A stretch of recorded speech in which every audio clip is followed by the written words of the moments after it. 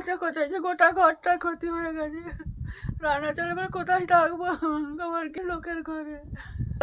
এবারে ঝড়টা উড়িয়ে আবার দুধার করে সব ফেলে দিয়েছে। ঘরে ছিল, ছুটে পালিয়ে গেল।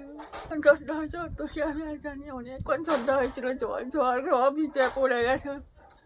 আমরা থাকি আমার বউ, ছেলে, বেটা, ওরা তো বাইরে কাজে গাড়ি চালায়, আর কাজে গেছে, তারা তো আসতে পারেনি। তারা আমি একা আছি, আমি বাবা কি করবো, বুড়ো মানুষ। আমার নাম বেরা গোস্বামী, পদমপুর। কালকে রাত্রে 6টা 1 ঘন্টা 10-15 মিনিট মানে যে ঘরটায় বাস করছি পুরো ঘরটাই পড়ে গেছে। দাঁড়িয়েছিলাম শাশুড়ি বয়ে, কখনো হয়নি। আর এইভাবে ক্ষতি কখনো আমার ঘরে করে দিয়ে যায়নি। পুরো ঘরটাই তো ভেঙে গেছে, থাকবো কোথায় রাখতে। আর কালকে সারা রাত পুরো মোটামুটি জেগে কাটিয়েছি বসে, ছেলেগুলোকে নিয়ে যা হোক করে বাবা মার সাথে শুয়েছিলাম। আর মানে কল্পনার বাইরে ঝড়। আর যে ঘরটায় থাকবো সেই ঘরটাই ভেঙে গেছে। যে কোনো থাকার অন্তত ব্যবস্থা করে দিক সরকার আমাদেরকে, যে কোনোভাবে পঞ্চায়েত থেকে একটু ব্যবস্থা করুক, যাতে পারছি আমি এরপর আমার দেখুন, আমি তো এক্ষুনি ঘর বাগাতে পারবো না, 6 মাস তো আমার টাইম লাগবে ঘরটা করতে। ততদিন অন্তত আমাকে যেমন অন্তত সেফটি অন্তত দেয়, যেমন আমি 2 ছেলেকে নিয়ে শ্বশুর শাশুড়িকে নিয়ে সাবধানে আমি থাকতে পারি, এটুকু আমাকে ব্যবস্থা করে দিই।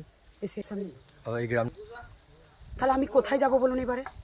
মানে যে কোনো উপায়ে আমাকে একটু বাসস্থান করে দিন, যাতে পারছে আমি ছেলে দুটোকে নিয়ে যতদিন না আমার এই ঘরটা হচ্ছে ততদিন আমি থাকতে পারি। কার বাড়িতে যে থাকবো বলুন তো রাত্রেবেলা? আমি এখন অবধি কেউ এসে পৌঁছায়নি। কালকে রাত্রে আমি মোহাম্মদ প্রধানকে জানানো হয়েছে, সঞ্জয় দাসকে সঞ্জয় দাকেও জানিয়েছি, কল করেছি, ওরা বলেছে আমরা দেখতে আসছি। ভিডিওকেও কালকে রাত্রেবেলা জানানো হয়েছে, কিন্তু এখন অবধি আমার বাড়িতে কেউ আসেনি। আমি ঘরে ব্যবহারও করতে পারছি না, চুপচাপ দাঁড়িয়ে আছি বাইরে।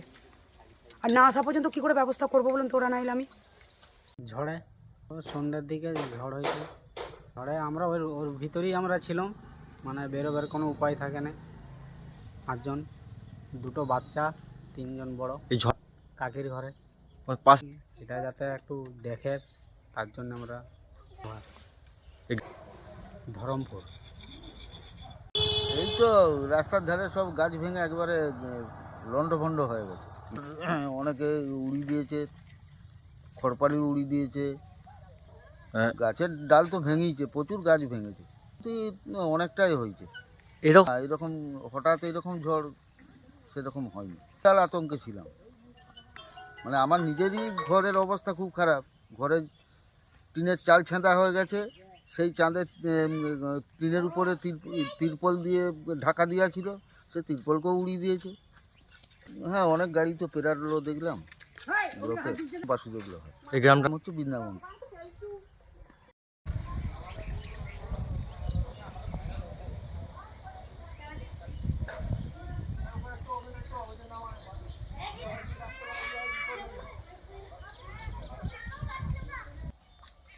আমাদের এখানে কিন্তু হয় না। হ্যাঁ, আমাদের এখানে এমনি কারোর ঘর পর কিছু হয়নি, কিন্তু গাছ ভেঙেছে। সরি যা ছবি পাই যায় বাড়ি সব বড় থাকারই সে ঘর ওটাই ভয়, পুরোটা যখন তখন নিজের ছবি করতে আসা দেখি যায়, আর টিনগুলো পড়ে আছে তার সাথে তাগুলো একবার দেখি।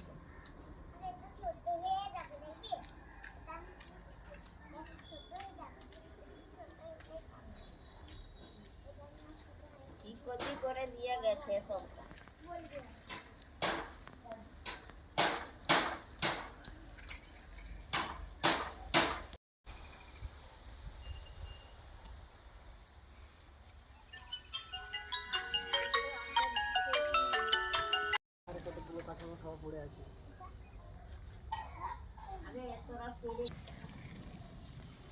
জিনিসপত্রগুলো এই যে হাতে পড়ে আছে।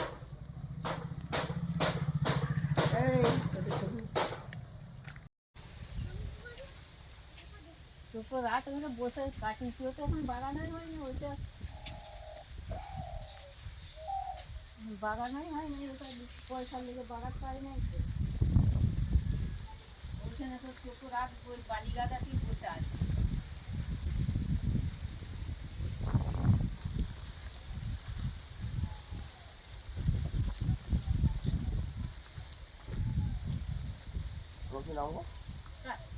গৌরী নাহলে হাবলা না হবে না। নামাবে কি করে? দেখো অবস্থাটা, এটা সেই কাটার মেশিন যায়। দিয়ে মইলি এখানে উঠতে হবে, দিয়ে একটু কেটে আবার ওইদিকে হেলাতে হবে, তাছাড়া কিছু করার নেই, খোঁজটা লেগে আছে। তোমার সদ্য হলো আজকে একটা লোককে দেখে এগুলো আমি দেখছি দাঁড়ান যদি লোক পাই, এখন লোক বলে না পেরো রে পেরো।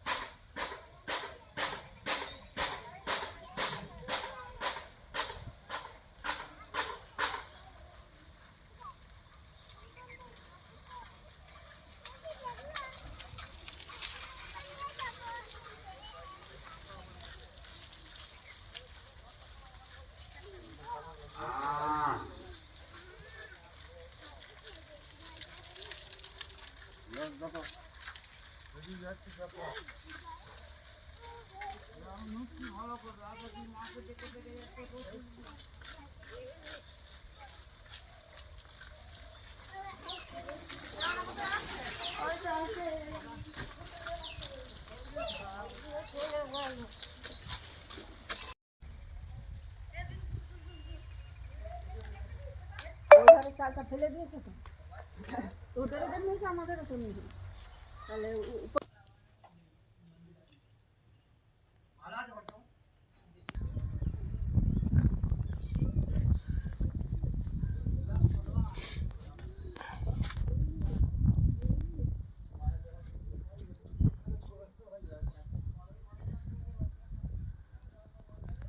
সঙ্গে ফাঙ্গা